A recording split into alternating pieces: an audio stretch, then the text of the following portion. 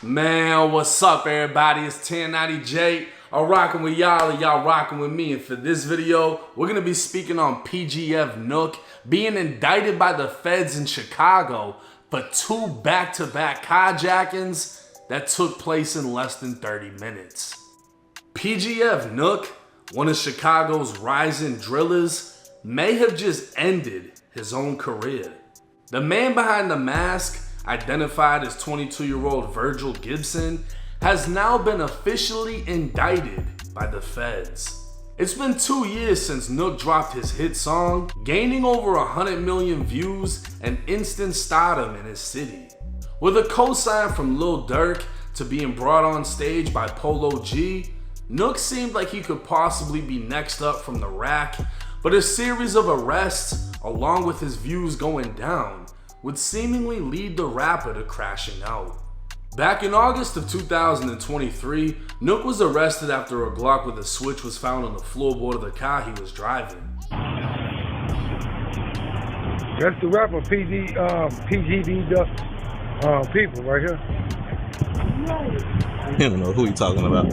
According to a Chicago news article, police stopped the vehicle because the plate on the car had been flagged for impound after previously eluding police, meaning Nook was caught riding in a getaway vehicle.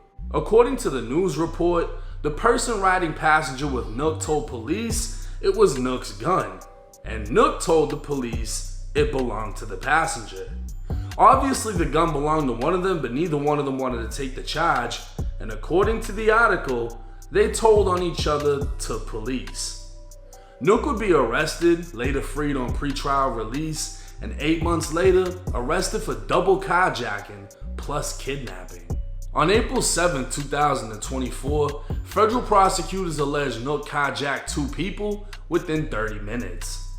The first attack was on the south side of Chicago at a gas station in the 5900 block of South Morgan Street in Inglewood.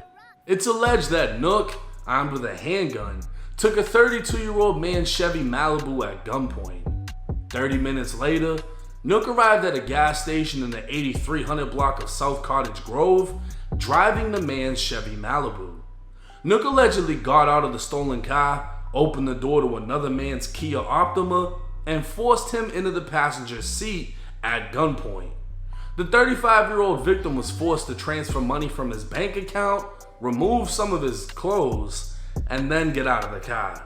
Covert Chicago police later spotted the hijacked Kia in the 1600 block of West 55th Street, while PGF Nook was found hiding in the janitor's closet of a nearby phone store. He'd be found wearing the same clothes as the hijacker that would later be seen on surveillance video. Nook would be charged with 2 counts of vehicular hijacking with a firearm, armed aggravated kidnapping, and aggravated unlawful restraint.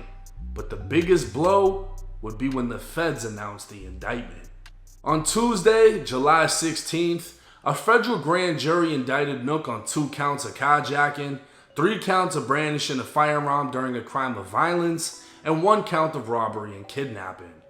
The charges in the indictment carry a maximum sentence of life in federal prison. As everyone pretty much knows, when the feds become involved, it isn't a matter of if you're going to prison, but how long you're going for. Let's not forget that at the time of the broad day carjackings, Nook was still on pretrial release for his state gun case when he was caught with a switch. At this time, he hasn't been federally charged with the switch, even though his charges would appear to state 3 counts of violent crime / drugs / machine guns. Within the indictment, it clarifies he has 3 counts of brandishing the weapon during a crime of violence. PGF Nook is currently being held in the Cook County Jail within the infamous Division 9. This would be home to the max custody inmates with the most violent cases in Chicago. Nook's Instagram would be flooded with comments about him being a crash dummy and ruining whatever was left of his career. It's hard to imagine this playing out in any way other than bad, as the amount of evidence is overwhelming. Not only were the crimes captured on video, he was arrested wearing the same clothes as the person committing the crimes on video. He was arrested nearby one of the stolen vehicles, and he had one of the victims wire him money to an account possibly his own account, because if he's desperate enough to carjack in broad daylight, he might be dumb enough to send money to himself. Federal documents would state Nook does have a lawyer, but what's the fucking point with all the shit that's against you? All she's doing is overseeing the plea deal he's about to take, because trial would end with a life sentence, and Nook really has nothing to bargain with, meaning whatever the feds offer him is most likely what he's gonna have to take. At 22 years young, it's likely Nook won't be seen again until he's well into his 30s. It's highly unlikely he'll be let out on pretrial release, knowing he's still pending a gun case in the state's courts. See, this is the hardest part of living the lifestyle. Nook quickly became the biggest name in his circle. Money started coming in, shows were getting booked, interviews were being done. Nook saw the rise, but he couldn't predict the fall. I mean, he had so many switches in his first video that they weren't even as impressive in the next 20 songs. He was left in the shadow of his only hit, his fan base would slowly turn, and now he's left to see who around him was actually rocking with him. Nook can be seen with his mom, who's clearly an OG GD or an OG gangster disciple.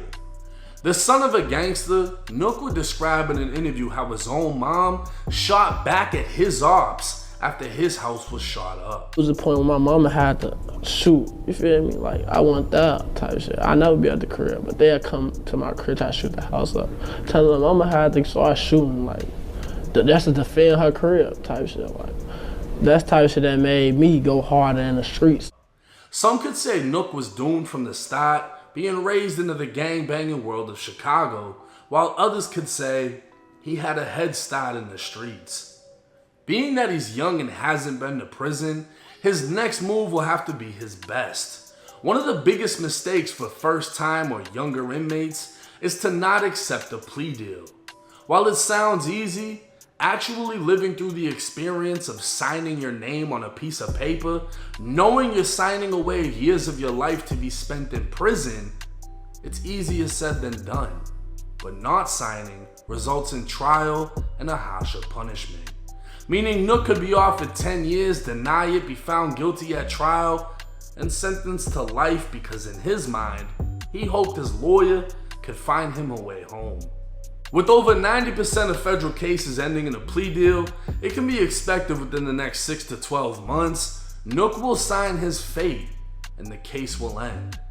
We'll just have to wait and see how it plays out. Now I'm not gonna lie, when What Up dropped, that was my shit. I'm playing it constantly. In my humble opinion, he never dropped another song that competed with that.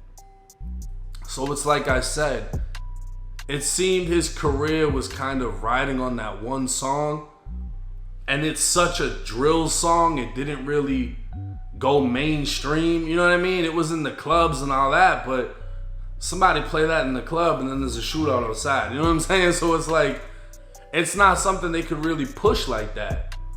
And unfortunately, when you have people that's in the streets or come from the streets, like I feel like one of the hardest things wouldn't be being broke, it would be getting a glimpse of a better life and then having it snatched.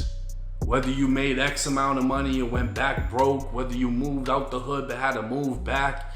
He was really traveling around, going out here, going out there, doing shows. He hit Miami, he hit LA, most likely hit New York.